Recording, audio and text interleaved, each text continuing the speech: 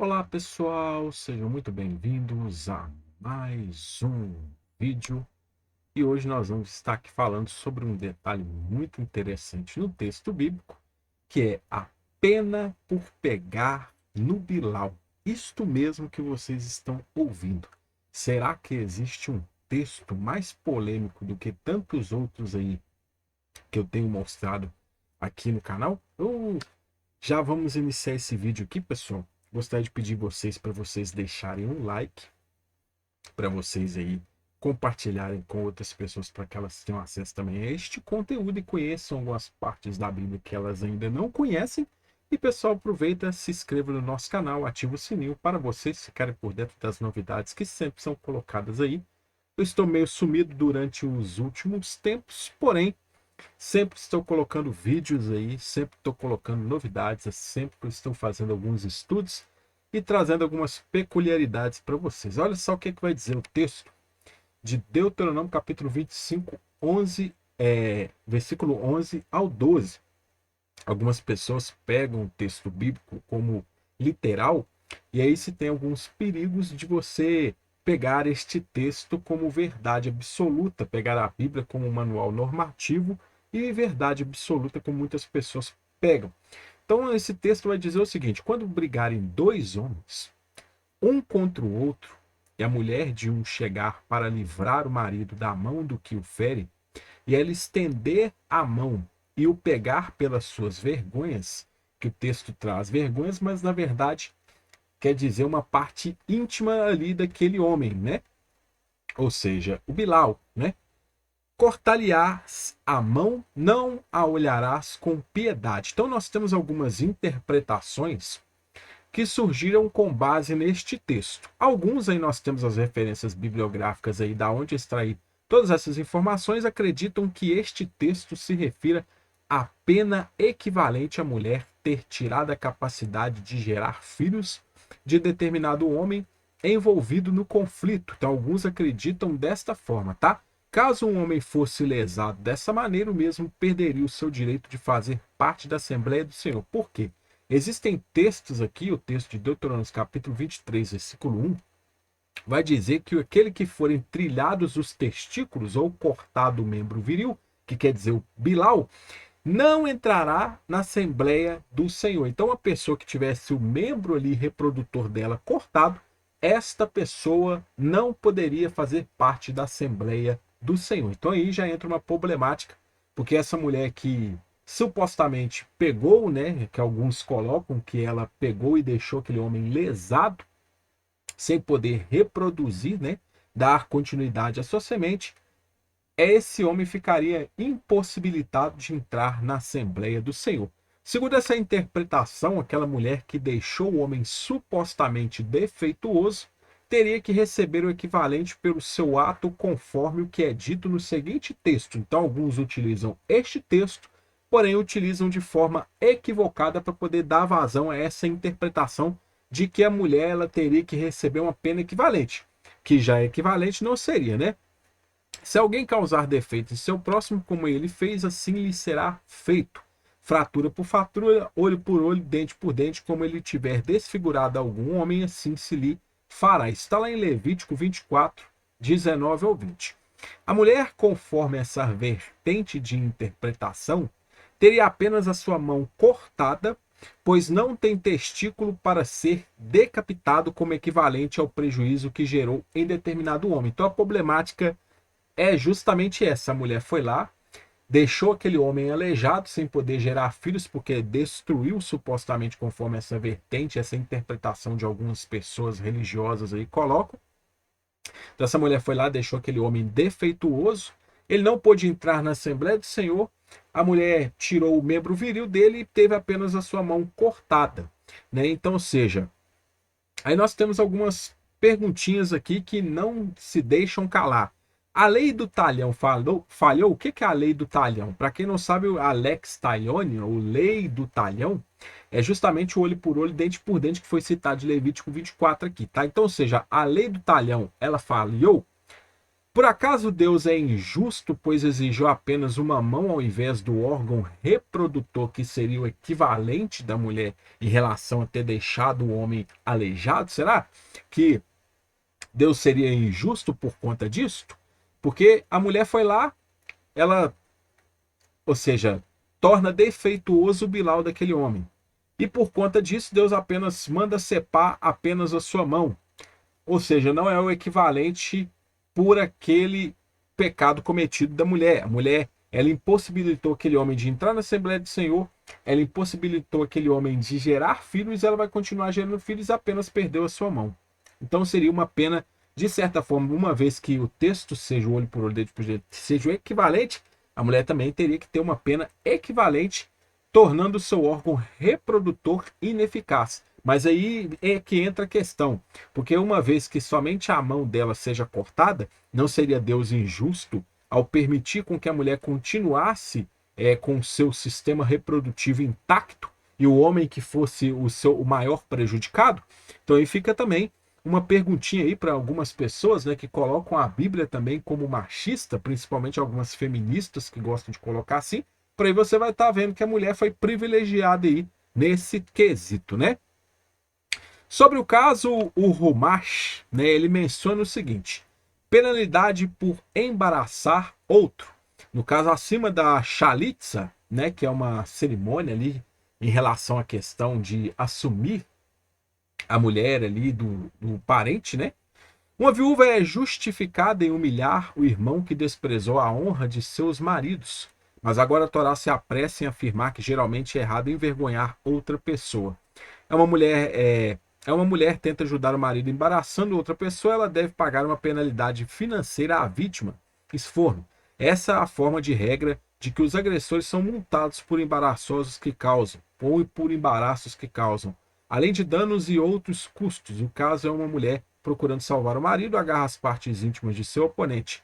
Se ela não tivesse outro recurso e seu marido estivesse em perigo mortal, ela teria sido justificada em fazer qualquer coisa necessária para salvá-lo. Essa penalidade se aplica apenas se o que ela fez foi desnecessário.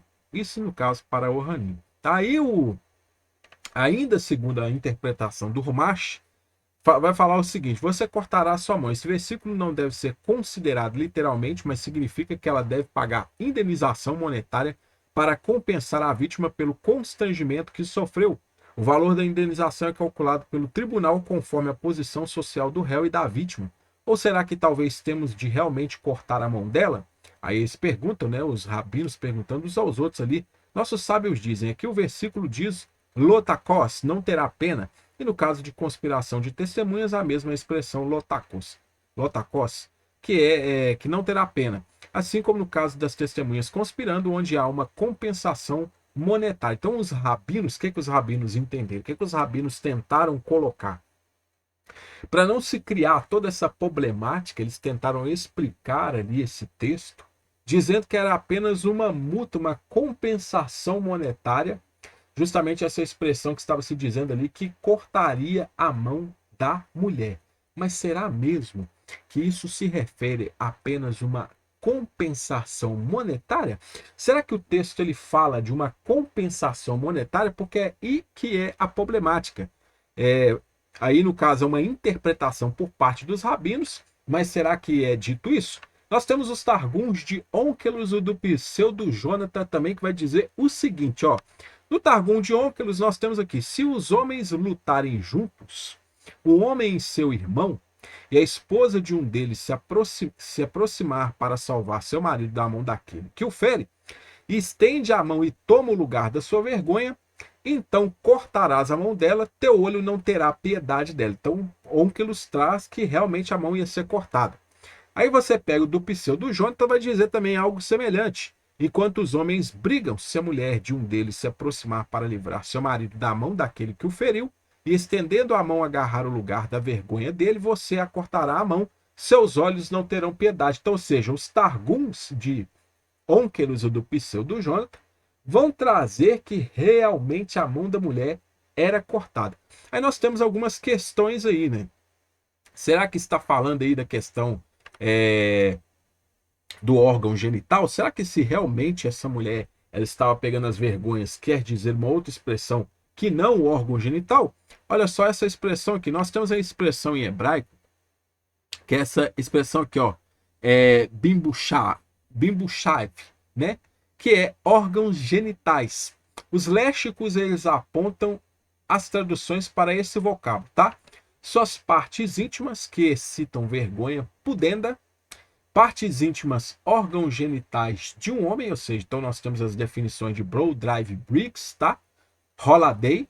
E nós temos outros que colocam um vocábulo aqui que vem da raiz boche, que significa ficar envergonhado, desconcertado, desapontado, em alguns casos aí como confundir, e tem alguns usos idiomáticos como atraso e cessar que também são usados, tá? A referência aqui é o Dicionário Internacional de Teologia do Antigo Testamento, tá? A Septuaginta, ela vai trazer justamente a expressão aqui didimon, tá? Para essa expressão de órgãos genitais. Septuaginta vai trazer aqui, ó, tiptontos autu kai ectenassa tenqueira epilabetai ton didimon autu, para ferir a si mesmo e estender a mão para agarrar o dídimo ele. Para o vocábulo dídimo, existem as seguintes traduções conforme os léxicos. Nós temos ali gêmeos, conforme Gingrich. Nós temos aqui duplo, dois, gêmeo, né? Também o sobrenome do apóstolo Tomé, conforme Teia. Nós temos aqui o ponto e o bósforo, né? Também é uma expressão que é utilizada por Liddell Scott, se referindo a um local, tá? Aí vocês podem pesquisar o que é o bósforo aí. Nós temos aqui o nome grego do apóstolo Tomé, dídimo significando gêmeo, conforme Lounida. E nós temos também dídimo, substantivo próprio masculino, que significa gêmeo, grego para Thomas, conforme Friberg, tá?